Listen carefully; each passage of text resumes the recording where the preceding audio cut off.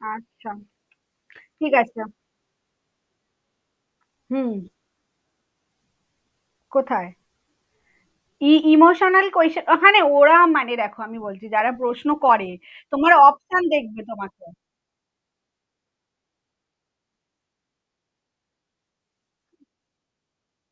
তাহলে ওটাই হচ্ছে ব্যাপার, তো দেখবে কি প্রশ্ন দিচ্ছে কি অপশন দিচ্ছে, ঠিক আছে। মধুশ্রী বুঝতে পেরেছো তুমি? আচ্ছা।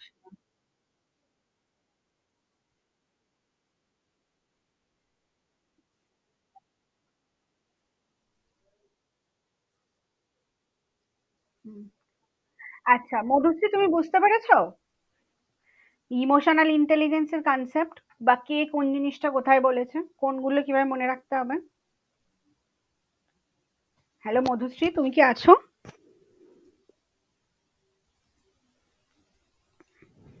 হ্যালো মধুশ্রী, তুমি কি আছো? আচ্ছা, তাহলে কোনগুলো কিভাবে পড়তে হবে? যদি ইমোশনাল ইন্টেলিজেন্সের, তার মানে যদি বলে যে ইমোশনাল ইন্টেলিজেন্সের এই কনসেপ্টটা ওয়াইডলি কে স্প্রেড করেছিল, সেটা হচ্ছে ড্যানিয়েল গোল্ডম্যান, ঠিক আছে। তারপর ইমোশনাল ইন্টেলিজেন্সের যে মডেলটাকে ডেসক্রাইব করেছে 1819-এ পিটার সলভে অ্যান্ড জন মেয়ার, বলতে পারো তার সাথে সাথে। তারপরে হচ্ছে যে ইমোশনাল কোয়েশ্চেন এই টার্মসটা ইউজ করেছে Keith Beasley. How do I know if I am emotionally intelligent, আমি কিভাবে জানবো যে আমি ইমোশনাল ইন্টেলিজেন্ট? সাম কি sign and example of emotional intelligence include an ability to identify describe what people are feeling. মানে মানুষ কি, an ability to identify and describe what people are feeling, মানুষ কি ভাবছে সেটা যদি আমি আইডেন্টিফাই করতে পারি, তো সেটা আমার ইমোশনাল ইন্টেলিজেন্সের মধ্যে আসবে। An awareness to personal strength and limitation, আমার নিজের পার্সোনাল স্ট্রেংথ আর লিমিটেশন সম্পর্কে আমার একটা অ্যাওয়ারনেস আছে।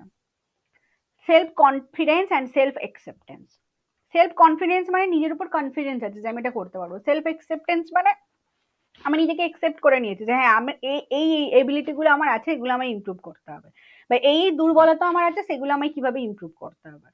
The ability to let go of mistakes, মিস্টেক্সকে, না এখানে ability to let go of the mistakes মানে এমন নয় যে তুমি মিস্টেকটাকে ছেড়ে, মিস্টেক ভুল হয়েছে মানে ঠিক আছে ক্যাজুয়ালি তুমি ভুল যেটা হচ্ছে সেটা থেকে তুমি শিক্ষা নেবে, তারপর সেটাকে তুমি ভুলে যাবে যে হ্যাঁ অবভিয়াসলি তোমার আগে একটা ভুল হয়েছিল, বাট তুমি নিজের ইমপ্রুভ করেছো বা সেখান থেকে কি শিখেছো তুমি সেটাকে নিজের লাইফে কাজে লাগিয়েছো। an ability to accept embrace change, ability to accept and embrace change, কোন একটা চেঞ্জ যেটা হচ্ছে সেটাকে তুমি একসেপ্ট করবে এবং বলতে পারো এমব্রেস করবে। মানে বলতে পারো ধর এখন এআই আর্টিফিশিয়াল ইন্টেলিজেন্স কে সবাই, এআই কে সবাইকে শিখতে হচ্ছে আর্টিফিশিয়াল ইন্টেলিজেন্স, তো এই যে চেঞ্জটা আসছে আমাদের ইন্টারনেটের যুগে, তো এই এই জিনিসটাকে তুমি একসেপ্ট করবে এবং সেটাকে তুমি শিখবে, বা কোন একটা চেঞ্জ হচ্ছে তোমার লাইফে সেটাকে তুমি একসেপ্ট করবে, সেটা শিখবে এইরকম। A strong sense of curiosity particularly about other people, তোমার অন্যান্য স্ট্রং সেন্স অফ কিউরিয়াসিটি মানে অন্য মানুষ সম্পর্কে তোমার একটা স্ট্রং সেন্স অফ কিউরিয়াসিটি থাকবে, জানার ইচ্ছে থাকবে। Feeling of empathy and concern for others, মানে অন্যের জন্য তোমার এমপ্যাথি বা কনসার্ন এই জিনিসগুলো থাকবে। Showing sensitivity to the feelings of others, অন্যের ফিলিংস এর প্রতি তুমি সেন্সিটিভ। একসেপ্টিং রেসপন্সিবিলিটি ফর মিস্টেক, তুমি যে মিস্টেক করলে সেটা রেসপন্সিবিলিটি তুমি নেবে যে হ্যাঁ এটা আমার ভুল হয়েছে। The ability to manage emotion in difficult situation, তো ডিফিকাল্ট সিচুয়েশনে তোমার ইমোশন ম্যানেজ করা, the ability to manage emotion in difficult situation, difficult সিচুয়েশনে তোমার ইমোশন ম্যানেজ করা। বোঝা গেল তুমি কিভাবে ইমোশনাল ইন্টেলিজেন্স বা ইমোশনাল ইন্টেলিজেন্সের সাইন কি কি কিভাবে তুমি বুঝতে পারবে, দ্য সাম কি সাইন, যে তোমার মধ্যে অন্যের পিপল আদার্স পিপলস এর ফিলিংস সম্পর্কে বা ফিলিংস তুমি আইডেন্টিফাই করতে পারো, তোমার মধ্যে সেলফ কনফিডেন্স আছে, সেলফ অ্যাওয়ারনেস আছে, you know your personal strength and limitation, you you have the ability to let go your mistake, to let go of mistakes, an ability to accept the embrace the change, কোন একটা change কি তুমি accept করছো। তারপরে strong sense of curiosity particularly about other people, and feeling of empathy and concern for others, showing sensitivity to the feeling of others and accepting responsibility for mistakes, এইগুলো হচ্ছে sign. Next, how is emotional intelligence measure? Emotional intelligence কিভাবে measure করা যেতে পারে? A number of different assessments have emerged to measure the level of emotional intelligence. Such tests generally fall into one or two types: self-report test and ability test.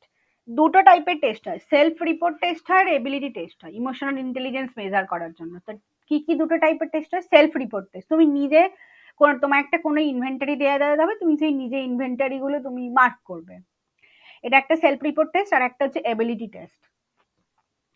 Self-report tests are the most common because they are easiest to administer and score. এগুলো খুবই easily administer করা যায়, score করা যায়।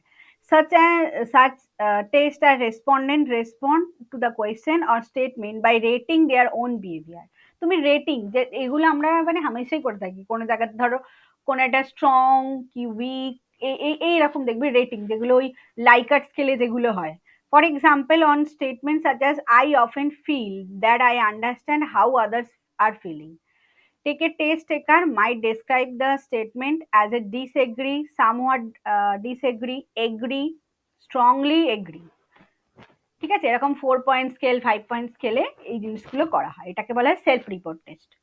And if you are taking an emotion intelligence test administered by mental health professional, here are two measure of আর কিছু কিছু test যেগুলো mental health professional যারা আছে তারা এই টেস্টগুলোকে বলতে পারো তারা এই টেস্টগুলো তৈরি করেছে। ফার্স্ট হচ্ছে Mayer Salovey Caruso emotion intelligence test is an ability based test that measure 4 branches of Mayer and Solvay emotion intelligence model. Test taker perform task designed to assess their ability to perceive, identify, understand and manage emotion. তো mayor and সলভে একটা মেয়ার সলভে and Corso emotion intelligence test, এইটা একটা test. আর একটা হচ্ছে emotional and social competency inventory. এই দুটো test mainly for emotion intelligence test, যেটা actually administrate যারা আছে, যারা মেন্টাল হেলথ প্রফেশনাল, তারা এই টেস্টগুলো দিয়ে ইমোশনাল ইন্টেলিজেন্স মেজার করে। আর emotional and social competency inventory is based on the older instrument known as self-assessment questionnaires, involve having people who have individual offers ratings of person's ability in several different emotional competencies। এই জিনিসগুলো শুধু এখানেই নাম দুটো একটু মনে রাখার চেষ্টা করবে, যদি বাই এনি চান্স জিজ্ঞেস করে। ইমোশন ইন্টেলিজেন্স টেস্টের মেজার করার জন্য দুটো স্কেল বলতে পারো, দুটো test. Next, what are the 4 components of emotion intelligence? Emotion intelligence এর 4টে components কি কি? Researchers suggest that there are 4 different levels of emotion intelligence, including emotional perception, the ability to reason using emotion, the ability to understand emotion, the ability to manage emotion. তো এখানে বলছে যে researchers suggest that there are 4 different levels of emotion intelligence, 4টে level of emotion intelligence আছে, including emotional perception, the ability to reason using emotion। ঠিক আছে, তুমি কিভাবে তোমার ইমোশন ইউজ করবে, তোমার ইমোশনাল পারসেপশন মানে কোনো একজনের ইমোশন সম্পর্কে তোমার পারসেপশন কি, তোমার প্রত্যক্ষণ। The ability to understand emotion, তুমি অন্যের ইমোশনকে কিভাবে বুঝবে। And the ability to manage your emotion, তোমার ইমোশনকে তুমি কিভাবে ম্যানেজ করবে, কন্ট্রোল করবে, ইমোশনকে কন্ট্রোল করা। Perceiving emotion, the first step to understand the emotion is to perceive them accurately. In many cases, this might be understanding non-verbal signals such as body language and facial expression.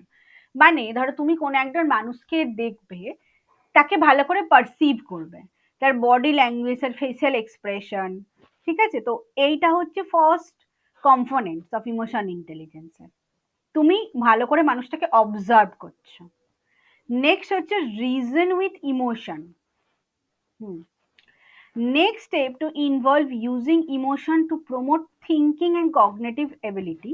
Emotion help prioritize what we pay attention to, react to, we respond emotionally to things that garner our attention, that gain our attention হবে। দাঁড়া বলে দিচ্ছি এখানে, Reasoning with emotion. The next step involve using emotion to promote thinking and cognitive ability. তো to promote thinking and reason with emotion মানে ইমোশনের সাথে বলতে পারো ability to reason using emotion. তুমি ইমোশনটা কোথায় ইউজ করবে। Next step involve using emotion to promote thinking and cognitive ability. তুমি কোন জায়গায় তোমার ইমোশনটা ইউজ করবে, কিভাবে ইউজ করবে, সেই এবিলিটি তৈরি করা।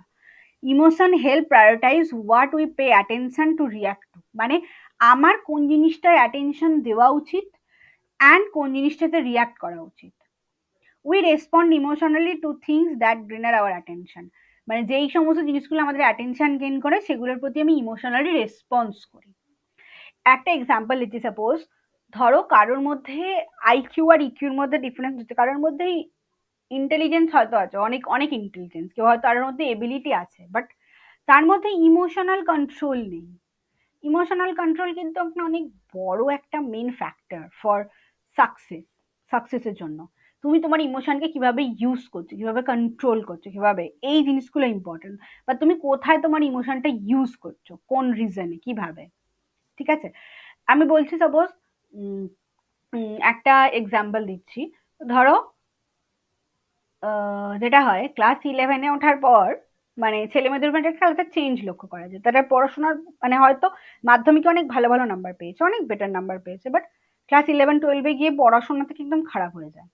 অনেকেই হয় এই জিনিসগুলো, তারপরে আস্তে আস্তে আস্তে আস্তে একটা নিচের দিকে চলে যায়। এই এই পিরিয়ডটা ইমোশনালি কন্ট্রোল করার জন্য, মানে ইমোশনাল কিভাবে তুমি কোথায় তোমার ইমোশন ইউজ করবে। সেই সময় যদি কেউ মানে তার ইমোশনের উপর যদি কন্ট্রোল না থাকে, তাহলে কিন্তু তোর যতই আইকিউ ভালো হোক না কেন, সে কিন্তু দিন দিন নিচের দিকেই নামে, বা তার তার সাকসেস দিন দিন, সাকসেসের রেট দিন দিন ডে বাই ডে নিচের দিকেই নামে। বোঝা গেল? যেটা বোঝাতে চেষ্টা করলাম যে পারসিভিং ইমোশন, রিজনিং উইথ ইমোশন, এগুলো হচ্ছে components of emotional intelligence.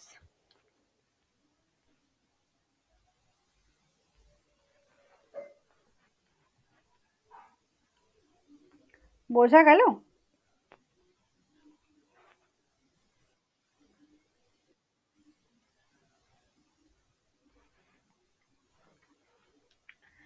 Next হচ্ছে understanding emotion. The emotion that we perceive can carry a wide variety of meaning. If someone is expressing angry emotion, the observer must interpret the cause of that person's anger, what it could mean. For example, if your boss is acting angry, it might mean that they are dissatisfied with your work. মানে অন্যের ইমোশনকে বোঝা, যে তোমার উপর কেউ মানে angry বা রেগে আছে, তার রিজনটা কি, কিছু একটা রিজন তো আছে। or it could be because they got a speeding ticket on the way to work morning, or they have been fighting with their partners. তো এইরকম অনেক কিছু হতে পারে। ধরো কেউ ইমোশনালি খুব ডিস্টার্ব, যেটা বলে, তো এর ফলে দেখছো সে তোমার উপর অন্য অন্য সময় এরকম করে না, কিন্তু হঠাৎ করে আজকে এরকম রিয়াক্ট করছে। তার মানে নিশ্চয়ই তুমি, এটা আমাদের ইন জেনারেল সবার মধ্যে এবিলিটিটা থাকে, যে নিশ্চয়ই কিছুটা হয়েছে, না হলে তো এই তো নর্মালি তো এরকম করে না, তাহলে আজকে এরকম কেন করছে। This is understanding others emotion.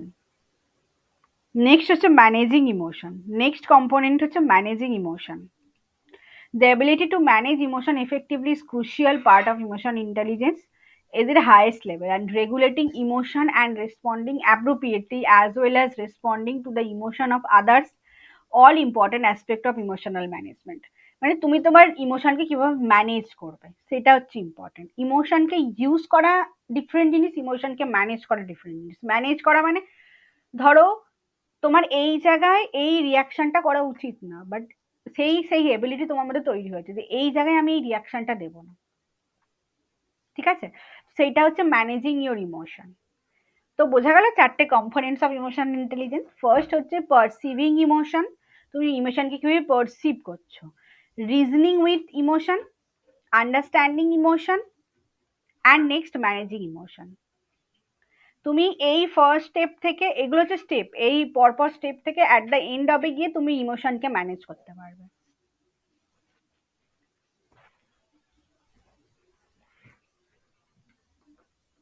বোঝা গেল তো?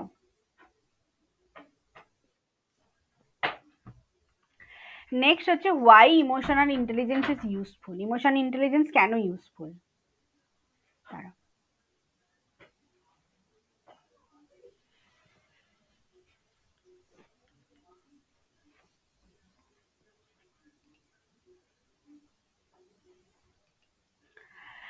Interest in teaching and social learning, social and emotional intelligence has grown in recent years.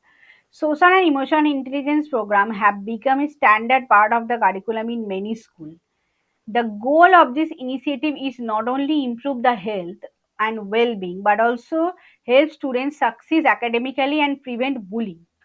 বলতে পারে এই যে interest in teaching and learning social and emotional intelligence has grown in recent year.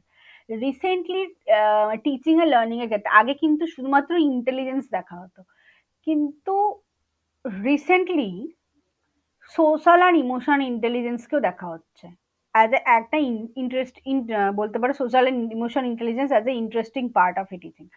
Social and emotional learning program have become a standard part of a curriculum for many schools. মানে প্রতিটা স্কুলে social and emotional intelligence বলতে পারো একটা কারিকুলামের একটা part.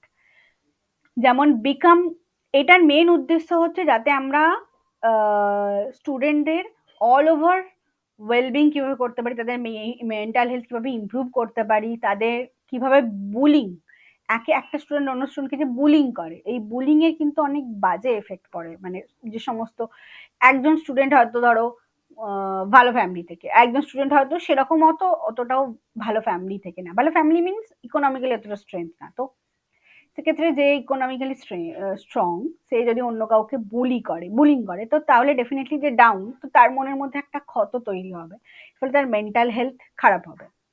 তো এই জন্য emotion intelligence is useful in curriculum or in school. আচ্ছা, there are many example how emotion intelligence can play a role in daily life. কি কি কিভাবে ডেইলি লাইফে আমাদের রোল প্লে করতে পারে। ফার্স্ট হচ্ছে থিঙ্কিং বিফোর রিয়াক্টিং, এটা কিন্তু খুব ইম্পর্ট্যান্ট, এইটা খুব ইম্পর্ট্যান্ট। দাঁড়াও,